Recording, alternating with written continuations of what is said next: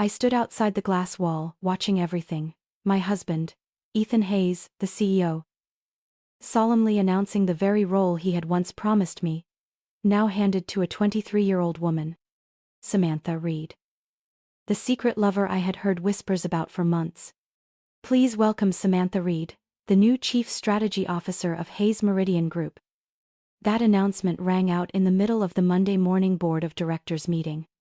The whole room erupted in applause. Ethan smiled, resting his hand on Samantha's shoulder. When he noticed me stepping inside, his eyes flickered, then he said coolly, "It's nothing personal, Morgan. It's just business." Just business? For 7 years, every cent my family poured into this company, every expansion plan, every loan I scrambled to secure, all of it erased in seconds. The next day, the press hailed Samantha as the young talent saving the company. But they didn't know that behind that glass wall stood a woman swallowing betrayal and starting to plan how to bring both of them down with the very money that built this empire. I arrived home as the last rays of sunlight touched the lawn in front of the porch. The house that once gave me peace after long workdays suddenly felt strangely cold. I hung my keys, stepped into the living room, and saw a sleek black shopping bag with the Cartier logo gleaming on the table. Inside was a glittering diamond bracelet. But that gift wasn't for me. I couldn't even remember the last time Ethan gave me anything extravagant.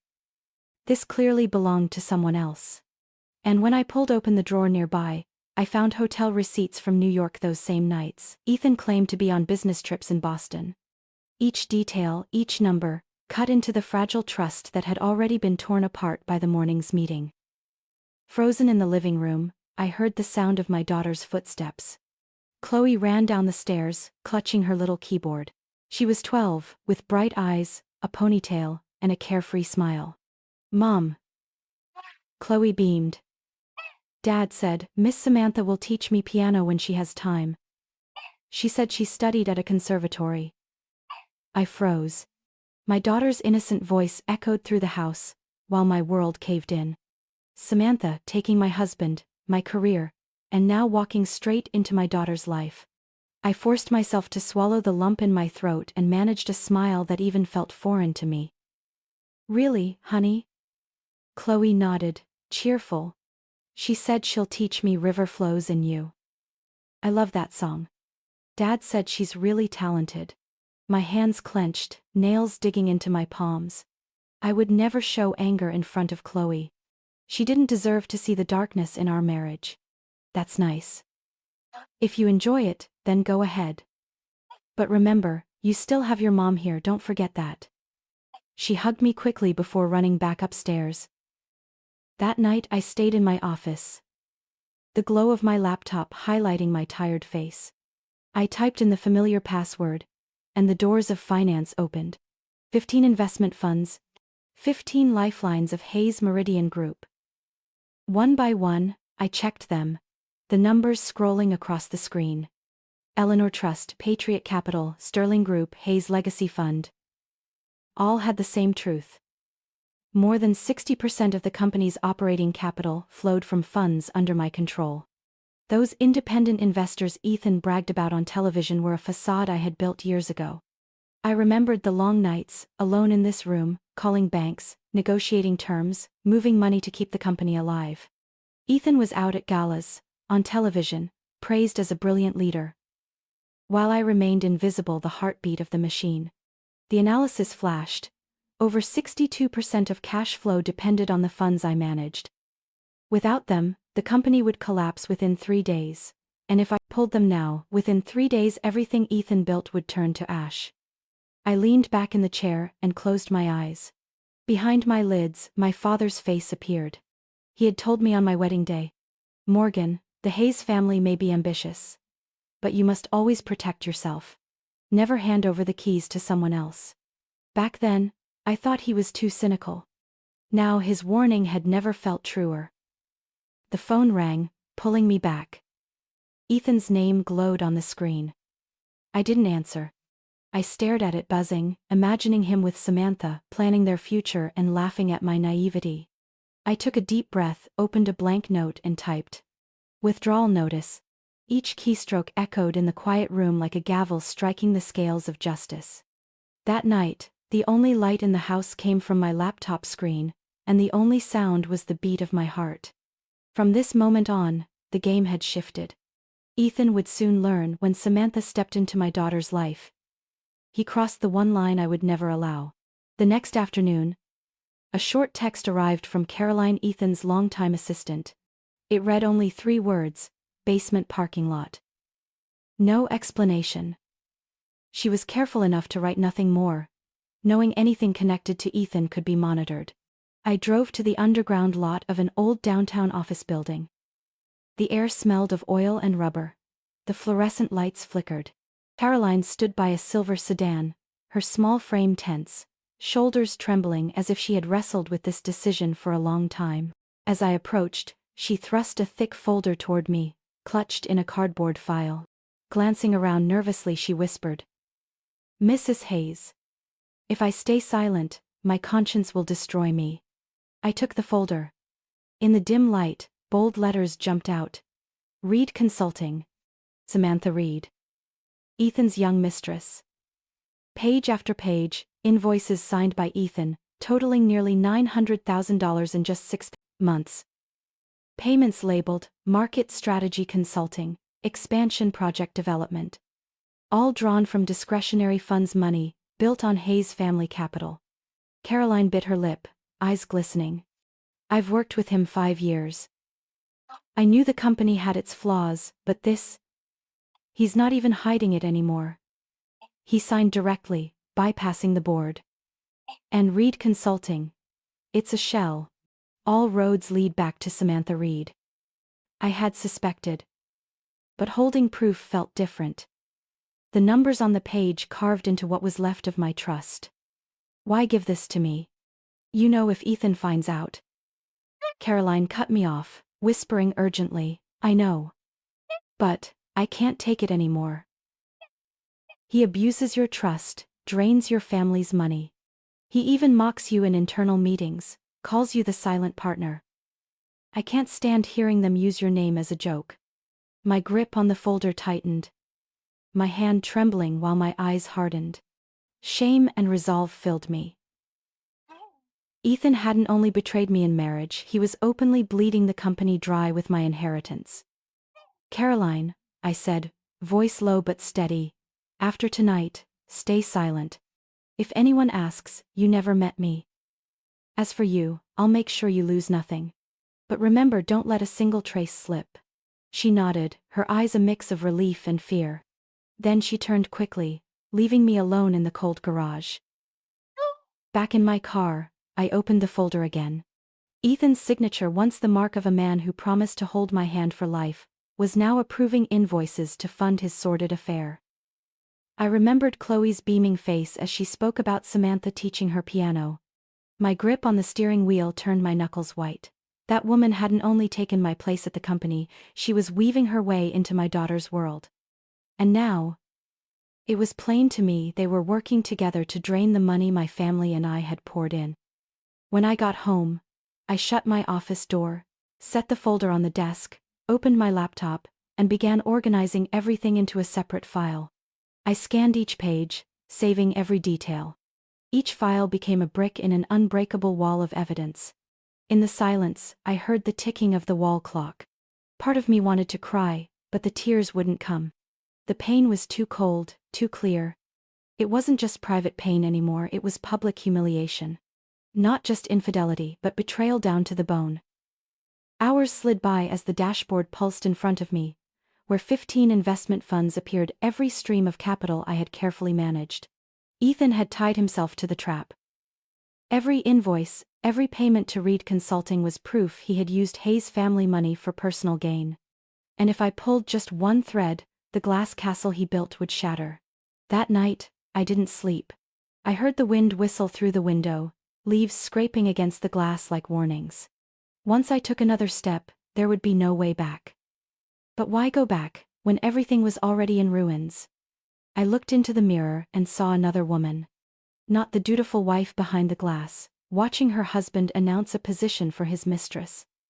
But someone holding the sharpest blade. and I would use it not to plead but to end the game. I drove down the oak-lined road leading to my family's estate. My mother's house, a 3-story red brick mansion with white columns in front, stood tall in the late afternoon light. It had never changed, ivy climbing the walls, dark wooden doors, and the faint scent of lavender drifting from the garden. It reminded me that no matter the storms outside, something enduring remained. My lineage. My mother, Elaine, sat in the grand living room. The crystal chandelier light reflected on her neatly pinned silver hair, her sharp face, and eyes so keen they left no room for secrets. When I entered, she lifted her gaze. One blink was enough to read what I hadn't said aloud. "You've seen it, haven't you?" she asked, her voice more confirmation than surprise. I nodded, laying Caroline's folder on the mahogany table. Papers rustled as I opened it. Invoices, signatures, undeniable proof. Mother quietly examined each page, her thin fingers tracing the numbers. When she looked up, her eyes were knives. "I warned you about Ethan on your wedding day. That man is too ambitious to know what enough means. Now, you see." I sat across, my hands tightly clasped.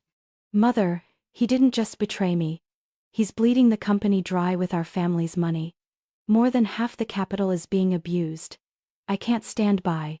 Mother rose slowly, walking to the tall bookshelf. She slid open a hidden compartment, pulling out an old wooden box, its brass lock gleaming despite its age. She unlocked it, revealing yellowed files. "This is the emergency clause your father wrote 20 years ago," she said, pushing the file toward me. "It allows the fund manager you to withdraw capital immediately upon discovering fraud or abuse. No board approval, no waiting. Just your signature." I skimmed the clauses, legal language leaping off the page. My heart pounded, fire rising in my chest. The door burst open. My brother Michael walked in, suit still on, tie loosened, eyes blazing. He tossed his briefcase on a chair, his voice clipped with fury. "Wallace's office just called me about the meeting. Ethan appointed his mistress right in front of the board. Morgan, you can't let this stand." I looked up, my throat tight. "I have proof, Michael. $900,000 funneled into Samantha's shell company. All from family funds." Michael scanned the file, then locked eyes with me. "If you do this, do it completely. Don't just withdraw funds, take it all back." I froze. "You mean?" "I mean Ethan hasn't only betrayed you, he's abused our family's legacy. Father would never forgive us if we ignored it. This isn't only about marriage, it's about honor and power. You have the legal right, and you have backing. Don't think of leaving with scraps, think of reclaiming the company." I sat motionless, my ears ringing from the weight of his words. Memories rushed in. 7 years of me quietly signing credit agreements, juggling loans, holding the company each time it teetered. And all the while Ethan was hailed as the brilliant architect. Mother laid a hand on my shoulder, her voice steady, resolute. "Daughter, the Hayes women have carried this family for generations. And time after time, men have exploited our labor while basking in glory. Your grandmother once saved us from ruin, yet history erased her. I carried your father too, but history only remembers him. Now it's your turn. Don't repeat that tradition," Michael added, his voice steel. "I'll be your lawyer. If you move forward, I'll handle the legal fight. We'll reclaim what's ours and make Ethan pay in public. And Samantha, she'll learn that access isn't ownership." I drew a deep breath, looking at the two people before me. They weren't only family, they were allies, my foundation. For the first time in days, I wasn't alone. I whispered, but loud enough for both to hear. "If I have to fight, I won't retreat a single step." The room fell silent.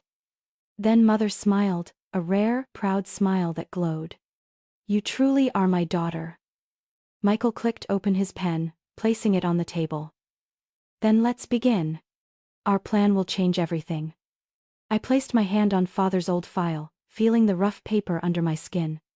It wasn't only a legal document. It was legacy. The key to freedom and justice. And it was plain to me with certainty. Ethan would never stand on my shoulders again. 2 weeks later, on Chloe's 13th birthday, the house filled with laughter. Her friends crowded the living room, balloons lined the staircase, and a big cake sat in the center of the table. I had spent a week preparing baking cookies myself, choosing ribbons, hanging string lights. I wanted this birthday to be her happiest memory, a milestone of joy. The guests had all arrived except for one. Ethan. I glanced at the clock. He was nearly an hour late. Chloe forced a smile when her friends asked, but I saw the flicker of sadness in her eyes. Then the front door opened. Ethan walked in, suit crisp as if from a meeting. But the shock wasn't his tardiness, it was the woman at his side. Samantha. Dressed in a tight red dress, curls bouncing, lips scarlet, heels tapping against the wood floor as if to announce herself. The room froze. Chloe's friends exchanged whispers. My daughter's face fell, her smile vanishing. "Sorry I'm late," Ethan said loudly. Then turned to Samantha with shameless ease.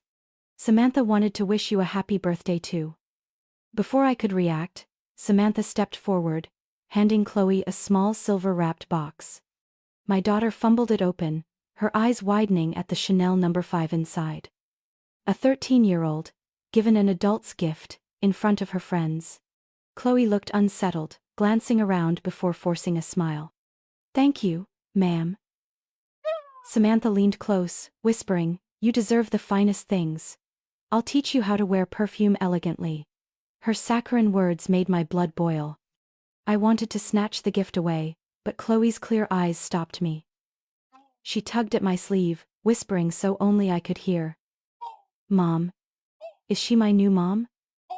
My throat locked, air gone. How could a 13-year-old ask that, on her birthday, in her own home? I bent down, forcing calm into my voice. "No, sweetheart, you have only one mom." Chloe looked at me, tears shimmering. She nodded faintly, but the wound etched in her heart wouldn't heal easily. I turned to Ethan. He stood beside Samantha, his hand resting on her back, as if the world had erased me. I noticed a few parents in the room exchanging uneasy glances. Their eyes full of judgment but their mouths sealed. From the corner, my mother Elaine stepped forward. She came to my side, her thin hand resting firmly on my shoulder. That fragile touch steadied me, a cold calm flowing through. She didn't need to speak, her eyes alone cut into Ethan like a blade. Michael, my brother, was there that day too. He leaned close and whispered in my ear, "See? He doesn't know any limits anymore. This isn't private betrayal. This is public humiliation. A child shouldn't have to endure this." In that moment the final line had been crossed. Ethan had dragged Samantha into my daughter's life, turning her special day into a humiliating spectacle. When her friends left one by one, Chloe curled up on the sofa, eyes red. I sat beside her, gently stroking her hair. She whispered, "Mom, I don't like her. She makes me feel like you're being replaced." My tears fell, but I wiped them quickly so she wouldn't see. I held her tight, as if my warmth alone could erase the cruelty she had just faced. That night, when Ethan left with Samantha, I stood at the door watching. My face no longer trembled. Inside me, resolve had hardened into cold steel. If I had once thought about saving this marriage, there was nothing left to preserve now. My mother's library had always held childhood memories, dark wooden shelves, portraits of my grandparents high on the wall, and the scent of old paper mingled with the peppermint tea she brewed. But that night, the quiet room became a war room, where my family gathered every truth and prepared for a merciless battle. On the long velvet-covered table, Michael spread piles of documents. Bank statements, fund records, guarantee contracts. I set Caroline's folder beside them, the cold numbers now fitting into a larger, undeniable picture. Mother sat at the head of the table, her reading glasses sliding down her nose, pages turning with sharp rustles, her eyes growing colder. Michael stood, pen in hand, marking red on the summary board. "Here, Reed Consulting, Samantha's shell company. Nearly $1 million in 6 months. All from the Hayes Fortune Trust." He drew a line, connecting it to the larger fund diagram, his voice firm. "And here 15 accounts in total. All trace back to the Hayes Fortune Trust. Our family capital." Put plainly, Ethan and Samantha are feeding the company while bleeding it dry, with our own money. I stared at the whiteboard where Michael had written 62% in bold red. 62%, more than half the lifeblood of Hayes Meridian Group, flowing from my family's pocket. A truth no one on the board or in the press ever knew. Because Ethan kept me in the shadows. Mother tapped her pen lightly, her voice low and steady. Do you see now, daughter? All these years, your work became someone else's glory. But you hold the key to life and death. Remember, no company can survive losing over 60% of its capital overnight. My fists clenched, my heart aching but surging with a power I'd never felt before. Just then, the library door opened. Rachel, my best friend from college, walked in. A veteran economic journalist, she had exposed countless corporate scandals. When I called, she drove through the night without hesitation. She set a recorder and laptop on the table, tilting her head at the documents. God, Morgan.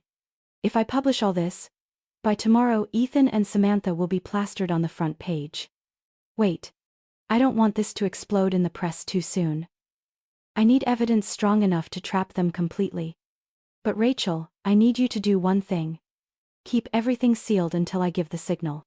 When the time comes, I want public opinion to be the final hammer.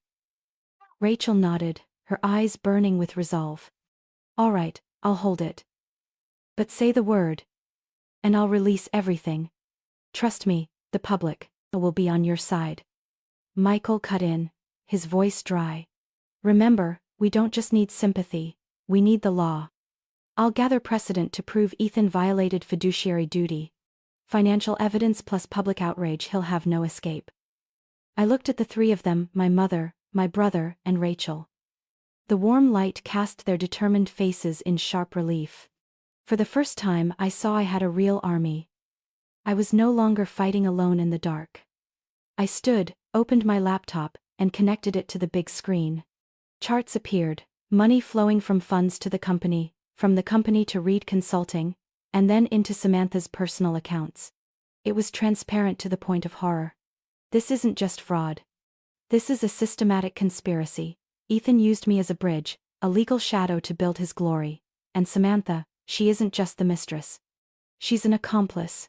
Elaine leaned back, her eyes sharp as fire. Then what are we waiting for? You'll need three things: the law, capital, and the public. And you already hold all three. Rachel lifted her coffee cup, smiling wryly. And don't forget, Morgan, the press loves a story about a woman rising up, flipping the table. You won't just win. You'll become a symbol. I didn't care about being a symbol.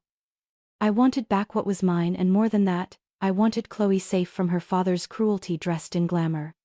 Michael tapped father's old file with the emergency withdrawal clause. When you decide, we'll trigger it. Every dollar will return within 30 minutes. Ethan won't see it coming. The air in the room thickened like before a storm. There was no doubt from here. Every step had to be calculated. Ethan had underestimated me, believing I'd remain the silent partner. But he didn't know that when a woman is pushed to the edge, she becomes a force he can never imagine. One evening, while Ethan was away on business, I entered his private office. His silver laptop sat neatly on the walnut desk. I knew the password once he had joked. We have nothing to hide from each other. Now that arrogance let me walk straight into his secret world. I opened it. Familiar files appeared: financial reports, board presentations, market expansion plans. I scrolled until I saw a folder labeled Private. I clicked. Inside were PDFs, dated in sequence. I opened the most recent and my stomach dropped. It was a contract for a sprawling Connecticut mansion, valued at over $8 million. Buyer, Samantha Reed. My hands shook as I flipped through pages. Funding source: personal bonus special reward fund. But the numbers leapt out at me. They matched exactly the inheritance my parents were set to transfer to me next month, meant to secure Chloe's future. I collapsed into the chair, cold sweat breaking across my forehead. Ethan had devised a legal way to convert my inheritance into his personal bonus, then turn it into a mansion under his mistress's name. I whispered to myself. He didn't just betray me. He's trying to steal from Chloe. My father's words echoed in my head. Inheritance is to protect blood, not to amuse outsiders. Now, Ethan had trampled every boundary. I printed every file, stuffed them into my bag, and called Michael. My voice rasped. You need to see this. Ethan isn't just siphoning the company. He's about to make my inheritance legally Samantha's. Michael arrived by midnight. When he saw the contract, he slammed it down, his face dark. Good Lord, this isn't greed anymore. This is premeditated fraud. If he pulls this off, legally you'll lose ownership of your own inheritance. My fists clenched, my voice breaking but firm. If he tries to rob Chloe, I'll dismantle his empire piece by piece. Mother was there too. She sat quietly for a long time, then spoke slowly. Daughter, this is his final step. That man no longer sees you as a partner nor Chloe as his child. He sees this legacy as a prize for his mistress. But he forgot every move he makes rests on Hayes' ground. Rachel sighed when she heard. If this hits the press, the public will be outraged. A CEO using his wife's inheritance to buy his mistress a mansion. But Morgan, I know you're not only after public outrage. You want real justice. I held his gaze. I didn't want Ethan disgraced. I wanted him crushed by the very system he exploited. Michael laid out a plan. We'll track the money flow. If he signs the transfer, we can block it instantly with father's emergency clause. And when that happens, not only will this mansion collapse, but his entire career will unravel. I stared at the contract again. On the last page, Ethan's bold signature glared back, full of confidence. Samantha's line was still blank. I imagined them signing together, thinking they had won, never knowing I already held all the evidence. As the house slept, I didn't sleep. I sat by the window, watching city lights blur in the rain. Each drop against the glass was a reminder that time was counting down. It was plain to me. From now on, every minute, every hour, I wasn't just a betrayed wife. I was a mother, an heir, and the only one who could end this vile game. Ethan thought I would stay silent. But he forgot silence doesn't mean weakness. Silence is when I gather every piece. So when I rise, I leave no crack for him to escape. And this time, I swore to myself, I wouldn't just take back what belonged to me and Chloe. I would turn Ethan's entire empire to ashes, right before his eyes. That afternoon, I arranged to meet Richard at a small cafe on the outskirts of town. I deliberately chose a place where no one from the company or any acquaintances would usually go. Outside, light rain misted the windows, blurring the glass and making the space feel even more private. Richard arrived a few minutes late. He walked in. His frame thin, shoulders heavy, as if years of carrying fraudulent numbers had drained him. When he saw me, he gave a small nod, then sat across from me, removing his glasses and rubbing his eyes. I suppose, Morgan, today isn't about the usual numbers, he said softly, his voice frayed with fatigue. I studied him for a moment. Richard had once been Ethan's loyal right hand, tied to Meridian long before Ethan and I were married. But his eyes now held no loyalty, only the weariness of a man too accustomed to lies. I leaned forward. Richard, I need the truth. For years Ethan has built a wall of false numbers. But you know better than anyone that this company survives on my family's money. Without us, how long would Meridian last? Richard stayed silent for a long time. He sighed, his veined hands clasping tightly. Then spoke in a low but steady voice. 3 days. If the Hayes money is pulled, in 3 days the whole system collapses. Loans will be called, guarantees will lose effect. And the cash flow won't even cover payroll for the coming week. My heart sank, yet at the same time, a new light sparked within me, the light of opportunity. Are you certain? I pressed, needing to hear it again. Richard nodded. I've buried this truth for years. Ethan always boasted that Meridian was a self-made empire, but the reality, I've had to perform constant accounting tricks to hide that 62% of its capital flow comes from your family's funds. If those funds are withdrawn, I can't stop the collapse. I watched him silently for a moment, then lowered my voice almost to a whisper. How long have you endured this? Richard let out a faint, bitter smile. Since the first day Ethan sat in the CEO's chair. I saw him sign contracts relying entirely on Hayes' money. I watched him give grand presentations to the press while you stood in the background, never acknowledged. I thought it was my role to keep the company stable. But when I saw Ethan bring Samantha in, and even planned to turn your inheritance into his personal bonus, I couldn't hide it anymore. If I stay silent, my conscience will destroy me. I nodded slowly. His words were confirmation of everything I had long suspected. You won't stand alone, I said. Richard, I didn't come here to beg for pity. I came because I know you're exhausted too. If you stand with me, I promise I'll protect you when the truth comes out. His eyes flickered with doubt, then softened. What will you really do, Morgan? I'll withdraw the funds. And not just withdraw. I'll take it all back. Ethan built a castle of sand on my family's money. I'll let the world see it. Richard leaned back, as though he had waited years to hear those words. He opened his briefcase and pulled out a stack of papers, sliding it toward me. These are internal copies of transactions Ethan signed, the consulting fees sent to Reed Consulting. Purchase contracts tied directly to Hayes' money. I've kept them all these years, partly out of fear, partly hoping someone would one day use them. My heart raced as I scanned the numbers, payments in the hundreds of thousands, even millions, all leading to Samantha. And when the moment comes, Richard added, I'll give you full access to Meridian's financial system. What I have here is the surface. The internal storage holds much more, but if I pull it prematurely, I'll be exposed. You must wait for the right moment. When you act, I'll be with you. I'm no longer loyal to Ethan. I'm loyal to the truth. Relief swelled in my chest. I gripped the folder like the first weapon in this war for survival. Thank you, Richard, I said softly. He gave a sad smile, his eyes reflecting quiet determination. Don't thank me. Promise me one thing when you take power. Don't turn this company into what Ethan has. I made it. The employees at Meridian deserve real transparency. I promise. Outside, the rain grew heavier. I rose, clutching my bag with the documents inside.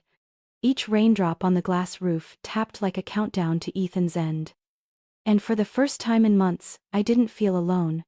Richard had chosen my side. And when the moment came, I would have not only my family, but also the man holding the keys to Meridian's finances. Ethan had no idea the tower of power he flaunted was already cracked from within. My home library became a true war room. Golden light poured over the long wooden table, now covered with papers, laptops, and dozens of contracts marked in red. On the wall, Michael pinned a large whiteboard divided into time slots from 9 o'clock to 9:20 a.m. Each 5-minute block was numbered, with a list of our family's funds beneath. I sat in the center, 3 laptops in front of me, each running the dashboards of 15 accounts. With one perfectly timed click, tens of millions would vanish from Meridian's capital stream. Michael stood with arms crossed, his gaze sharp, his voice firm. We can't withdraw everything at once. The banks will flag it as a cyber attack or money laundering. What's your plan? I took a deep breath and pointed to the board. We'll withdraw every 3 minutes. 9 o'clock, Whitmore Growth. 9:03, Eleanor Holdings. 9:06, Patriot Capital. On and on until 9:20. 15 accounts in total, over 60% of Meridian's capital, but no system will catch up. Each transfer carries a legal digital signature, no one can deny it. Michael nodded, admiration and tension in his eyes. This is a double-edged sword, Morgan. If Ethan discovers it early and runs to the board, he'll claim you're sabotaging joint assets. I answered with a cold smile. I've prepared so he has no escape. Every document has already gone to the SEC. If he dares accuse me, they'll to have proof that he and Samantha used Reed Consulting to siphon nearly $1 million from the company. My mother sat at the head of the table, her eyes blazing in the lamplight. Her voice rang with steel. This is exactly what your father always said. Never make a single move without a shield behind it. If you strike, make sure he has no choice left. I answered with a brief tilt of the chin, heavy but resolute. I've sent one copy to our lawyer, another encrypted copy to Rachel. If Ethan wants to turn this into a public war, all Rachel needs to do is press a button and the whole country will know CEO Ethan Hayes built his empire on his wife's money. Then tried to embezzle her inheritance to buy his mistress a mansion. Michael let out a dry laugh. So, not only will Meridian fall, but Ethan's name will be ruined too. In my head, I heard drums pounding. Every step had to be flawless. One mistake, and it would all collapse. Richard had kept his word. The night before, he sent me Meridian's entire internal data. Real financial reports, lists of bad debts, falsified consulting contracts.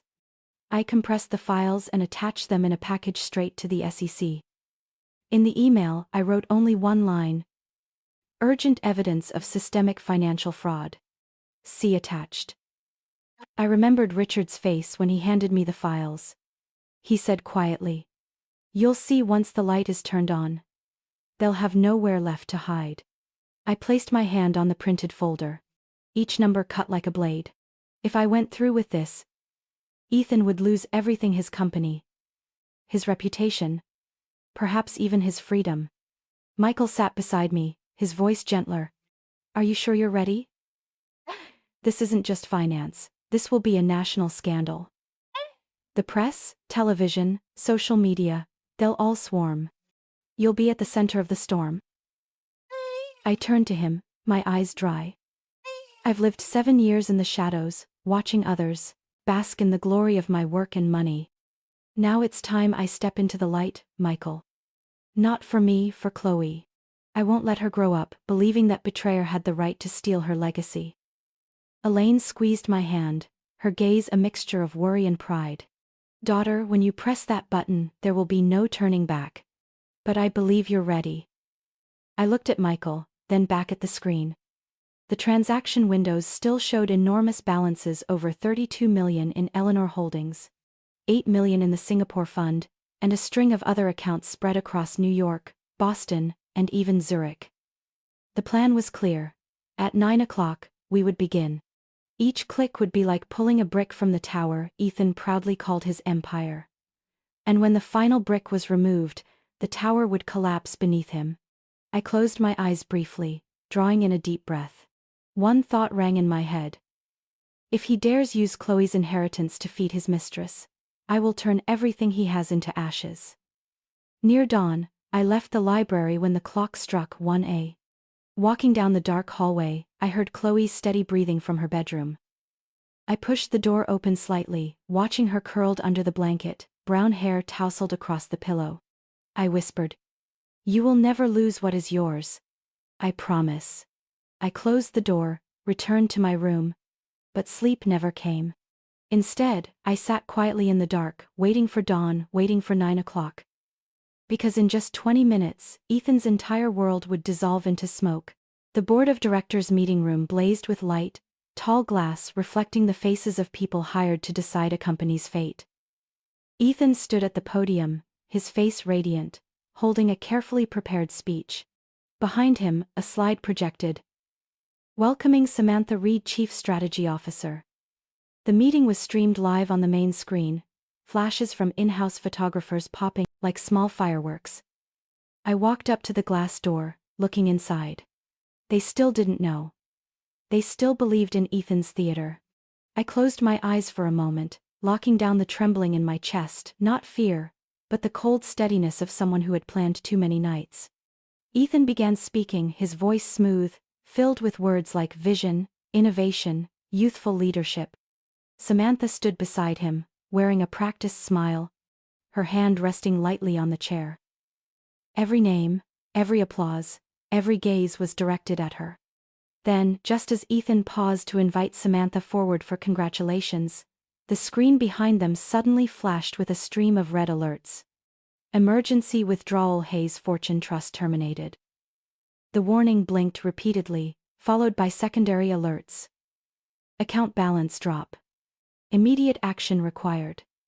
Liquidity crisis detected. Trading halt initiated. From one corner, Richard's phone buzzed nonstop.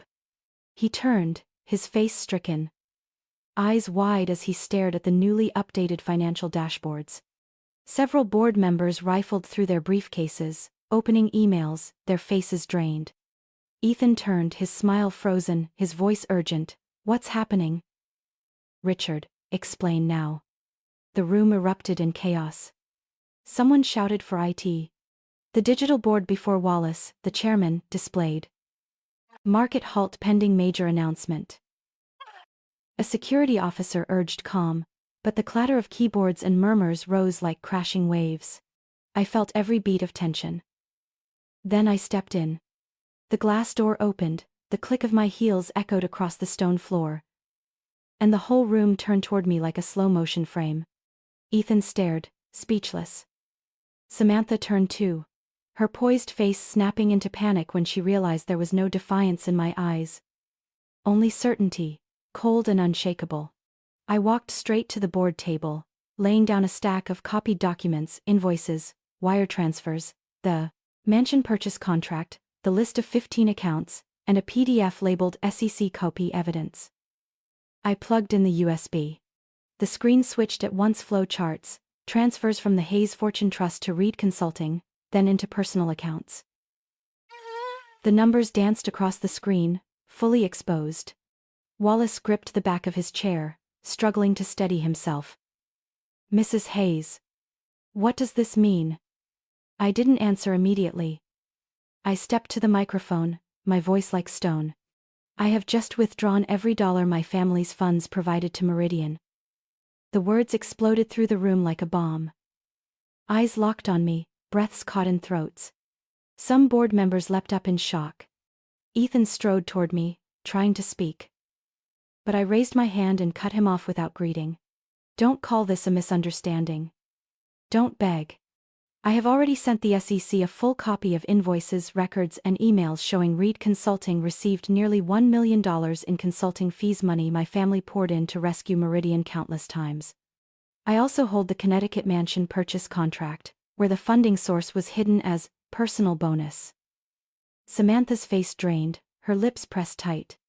Richard rose, voice trembling but firm. "She is right.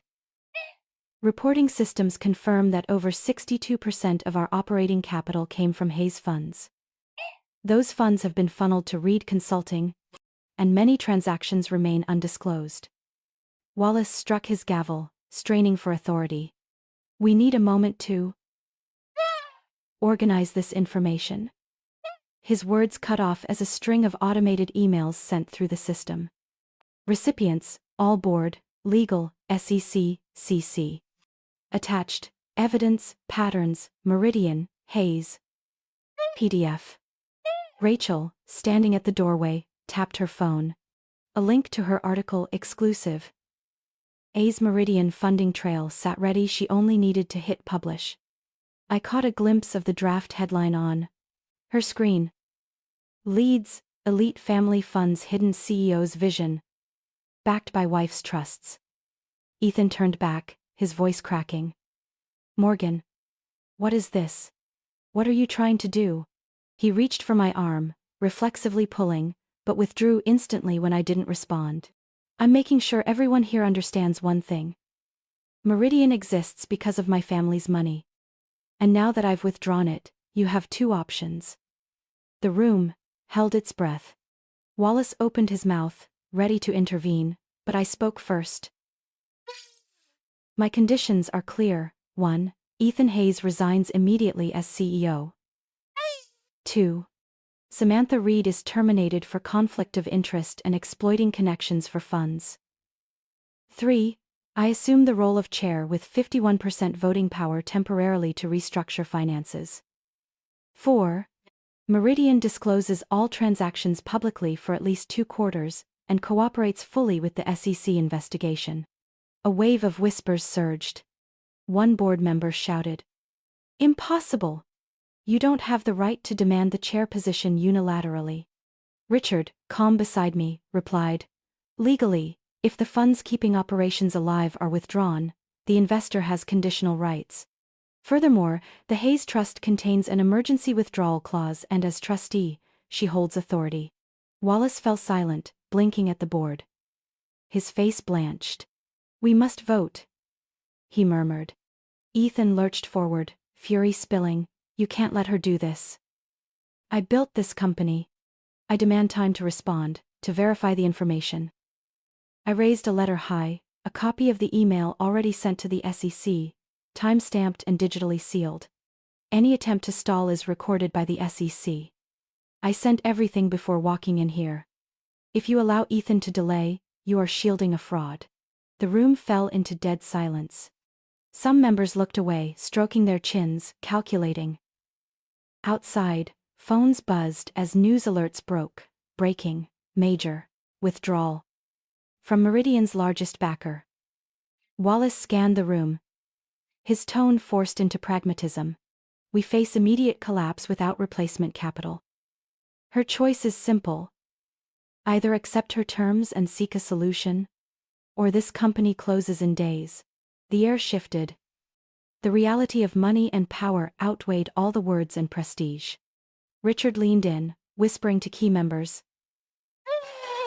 "If we don't agree now, regulators will intervene, and this file will hold us accountable." Within 15 minutes, the meeting turned into an emergency vote. Notes passed hand to hand. Members weighed reputation, liability, and the survival of the company. My heart pounded not from fear, but from history bending toward me. Samantha, once so confident, now sat trembling in her chair, eyes fixed on her handbag. She had no documents to defend herself, only shady contracts. Those around her stayed silent. When the vote concluded with a majority approving my terms, Wallace sighed, his face pale as if doused with cold water. "By majority of the board, her conditions are temporarily approved. Ethan Hayes must resign immediately." Ethan collapsed into a chair, face ashen, forced to sign his resignation under the eyes of the room. Samantha leapt up shouting protests, but her voice cracked, and every microphone was live to record it. I stepped back from the table, moving beside Richard, giving him a quiet glance of gratitude. He closed his eyes briefly, exhaling. In that moment, as the Meridian Tower shook with red numbers and ragged breaths, justice began to sharpen. Every eye turned toward me, the woman they once called the silent partner, confined to being a wife and mother, never daring to touch power. Now I stood at the center of a financial coup. The large screen behind Ethan continued to roll through the evidence. Reed Consulting's sham contracts, hotel invoices, luxury gifts. Then the Connecticut mansion contract appeared. Ethan's bold signature, beneath the words funding source, personal bonus. One board member gasped. "My God. He used the Hayes family inheritance to legitimize this purchase." Samantha froze, her face pale. She turned to Ethan, voice breaking. "You said everything would be fine. You said no one would ever know." Ethan, trembling, tried to compose himself. But at that instant, phones buzzed again around the table. Notifications lit up. Breaking news. Meridian CEO accused of funneling wife's inheritance into Mistress's assets. Ethan and Samantha's photos spread across the front pages of the top financial outlets. Rachel had published the article. The strike from outside aligned perfectly with the internal blow. The boardroom, already in chaos, now turned into a full storm. Some tried calling lawyers, others dialed banking partners. Ethan collapsed into his chair, sweat pouring. He looked around, realizing he had no allies left. Those who once praised him sat silent, avoiding his gaze. Then he suddenly staggered to his feet, stumbling toward me. His voice rasped, almost pleading. "Morgan, please. We can work this out. I was wrong, I know. I'll step down. I'll walk away. But don't destroy everything. I'm begging you." I stared straight at him. No trace of trembling left. In my head echoed the words he once used to strip me of my chance. "It's nothing personal, Morgan. It's just business." I tilted my head, letting everyone in the room hear each word clearly. "You once said it was just business. Then today, this is business." The room cracked open with the weight of that reply. Ethan collapsed before me, head bowed, shoulders shaking. But I neither touched him nor turned away. I left him kneeling there, in the very boardroom he once ruled, so all could see the empire he built on deceit being torn apart by my hands. Wallace rose, his voice firm. By majority vote, Ethan Hayes is officially removed from the position of CEO. Samantha Reed is terminated immediately, and an internal investigation will be launched. Mrs. Morgan Hayes will assume control with 51% voting authority until further decision. Each word landed like a sentence. Some board members tried to keep a stern face. Others could not hide the relief in their eyes as if they knew the company could now be saved under my leadership. Samantha shrieked, her voice sharp. "You're all insane. I'm the one who brought strategy to Meridian. You'll regret this." Security entered, escorting her out, her high heels clattering against the marble floor, echoing with humiliation. Ethan still knelt there, his eyes clinging to me like a drowning man to a last plank of wood. I turned coldly, walking toward the CEO chair. Light from the overhead lamps glinted across the oak table.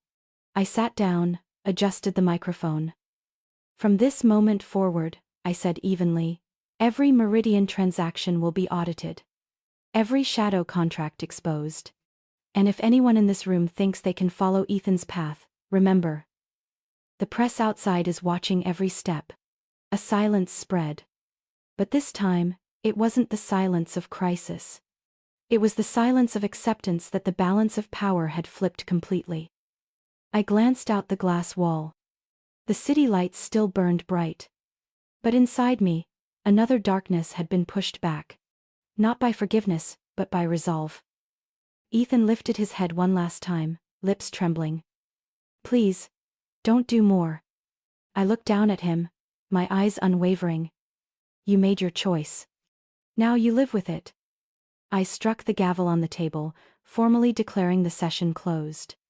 And in that moment, Ethan had lost not only his title and company, but also the weapon he once wielded best, the power to manipulate. Because today, before the entire board, I had proven I was the one holding the real power. 3 months passed like a long dream. But not a gentle dream, an awakening journey. I sat in the dark brown leather chair in the top office of Meridian's headquarters. Once Ethan's domain, it was now where I directed every decision. Outside, New York's lights spilled across glass towers, reflecting the city's restless heartbeat. The company had changed. The latest quarterly reports showed 11% growth, but this time not from fraud or polished numbers. These were real gains, from transparent contracts. Employees entered my office with brighter eyes, firmer handshakes. They no longer bowed timidly as under Ethan. They looked at me as though they had finally found a true leader. On my desk, I kept 2 things. One was an old photo of 3 generations of Hayes women. My grandmother, in a simple dress with a radiant gaze. My mother with her calm smile. And me, a young girl with tied-back hair, eyes untouched by betrayal. I placed it in a silver frame, right before me, a reminder that my strength came not from numbers or titles, but from bloodlines and memory. The second, full of irony, was Samantha's appointment letter signed by Ethan. That day, he had proudly told the board, "Samantha is the future of this company." I had it framed, with a small plaque beneath engraved, "Don't mistake access for ownership." It was both a scar and a mirror, ensuring I never forgot the lesson. That afternoon, Chloe burst into my office, clutching a bundle of papers. 13 years old, brown hair falling across her forehead, her eyes shining. She dropped the pages on my desk, beaming, "Mom, I finished the essay. The teacher asked us to write about the woman we admire most. I wrote about you." I froze. Chloe's words spilled across the page. "The woman I admire most is my mom. She stood up when the world tried to break her down. She taught me that strength isn't shouting louder, but standing steady so storms can't sweep you away." I swallowed hard, pulling her into my arms. I didn't need medals or headlines. One handwritten page trembling, with Chloe's words, was the greatest reward. "I'm proud of you, Mom," Chloe whispered. I stroked her hair, eyes burning. "And I'm proud of you. More than anything." A light knock sounded. Rachel entered holding a cup of coffee. She smiled. The last article is still trending. And Morgan, I think you didn't just save the company. You created a story that proves justice still exists in business. No, Rachel. I didn't do it to prove justice. I did it so my daughter won't grow up thinking deceit is the only way to survive. Just then, a golden puppy bounded into the office, ears perked, eyes gleaming. Chloe squealed. Liberty! Come here. She knelt, wrapping her arms around him, laughter ringing through the room. Liberty ran circles around the desk, tail wagging, bringing fresh life to a space once heavy with power struggles. I sat back, watching the scene. Chloe and Liberty, my daughter, and the freedom I reclaimed brightened the office together. Sunlight streamed through the glass, falling on both the Hayes women's photo and the framed appointment letter. Two opposing symbols, yet both reminders. No one can take what's mine unless I allow it. I leaned back, a slow smile spreading. Freedom, justice, and strength at last, all belong to me. And whenever I reflect on the journey, I wonder, how many women out there have been stripped of their voices, forced into silence in families and careers they helped build? More importantly, how many have the courage to rise not just for themselves, but to preserve the legacy for those who come after? My story isn't only about a broken marriage or an exposed deal. It's about where we can find strength, even when it seems everything is lost. And what about you? If you were in my place, would you choose to stay silent, or rise once to reclaim justice? I'd love to hear your thoughts because every answer reflects true perspectives on family, loyalty, and the limits of endurance. If this story touched you, leave your comment, share your feelings, and join the discussion. And don't forget to follow the channel for more stories about family, bonds, and the secrets hidden behind seemingly quiet doors. You might even see a reflection of yourself within them.